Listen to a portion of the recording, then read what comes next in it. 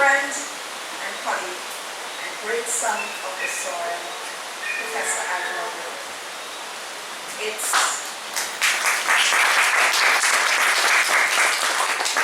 has made us so proud in so many places, locally, internationally, and we really thought that even though, see, even God agrees with me, right?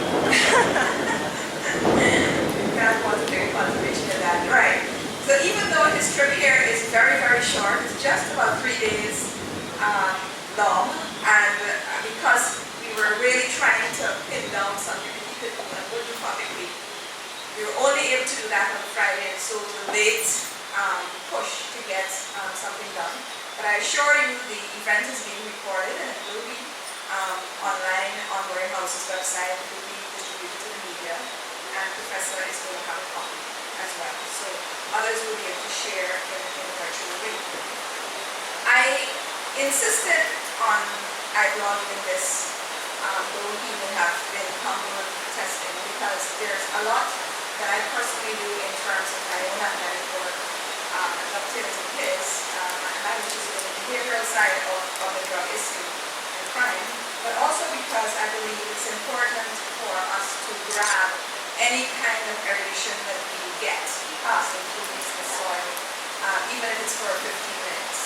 And so I'm really thankful that you took up the invitation, and I'm thankful also to Vincent for creating the space in that packed schedule, and to you all, his colleagues and friends and general members of the public who are braving tremendously fraught weather to be here with us. I'd like to acknowledge the presence of some really interesting people I've seen for such a long time.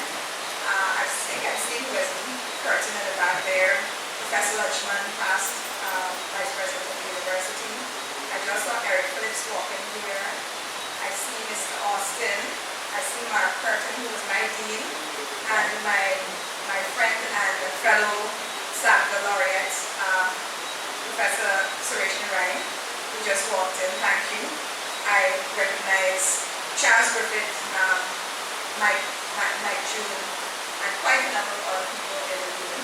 But I can't go through this. When I come back, I'll go through. So without further ado, I'd like to hand over to the chair of the event and to ask that you open your minds, your hearts, and to participate in what I think is an important, very important moment in the history of our country, especially with regard to this topic this evening.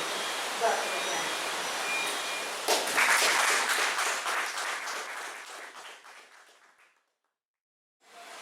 Driver of the event, especially the chair, she is indeed the driver of the event, and we're very grateful that she has gotten us thus far. We might be a bit in the files of nature, but we'll proceed. The pleasure is mine this afternoon to chair this event, and it's indeed a pleasure because it's an event which I'm chairing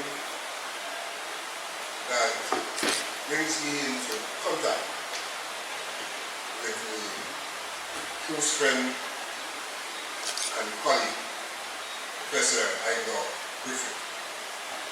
And it struck me when, for the moment that I was sharing the event, and in fact the last time, decades ago, where we were in this kind of forum, this kind of relationship, I was the chair. And he was a great part of the event. So there's something of nostalgia being said to be cheering the event.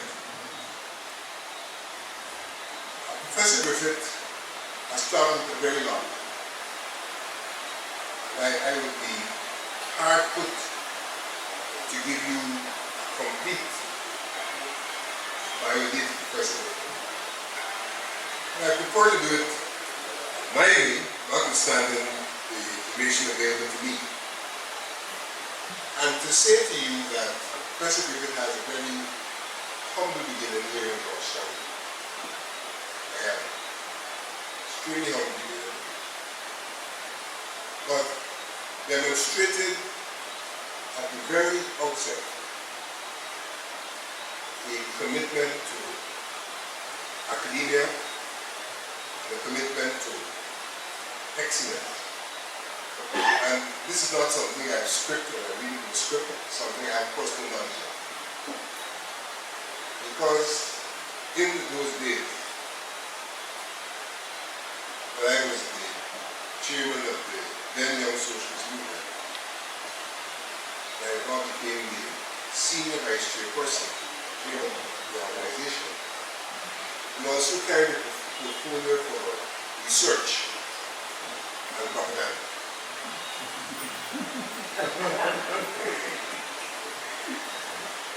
And I don't think from then to now, in any youth movement in this country, anyone has been able to walk in his footsteps in that regard. He was a student at that time at the University of Guyana, extremely studious student, and was able to marry his studentship with his organizational work.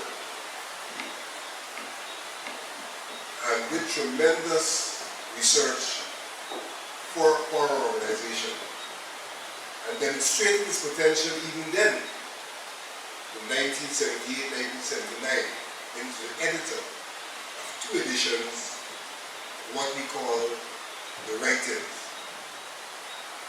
Here we were young people writing on national and international issues, and Ivelaw wouldn't us at all as an editor of those publications. I still cherish copies of those publications. And those were, in a sense, his beginnings, and a demonstration of the potential he had at that time.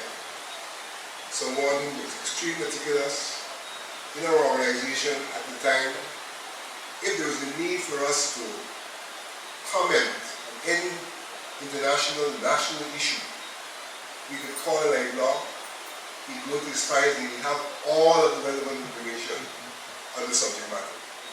And that really speaks to the person he was becoming and the person he has in fact become today.